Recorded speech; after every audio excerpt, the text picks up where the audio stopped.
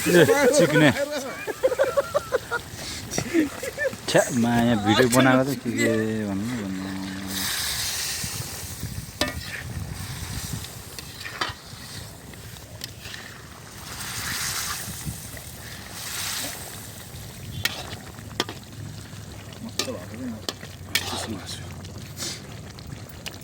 यतिकै हान्नुपर्ने हो 2 जना मात्रै छ हौस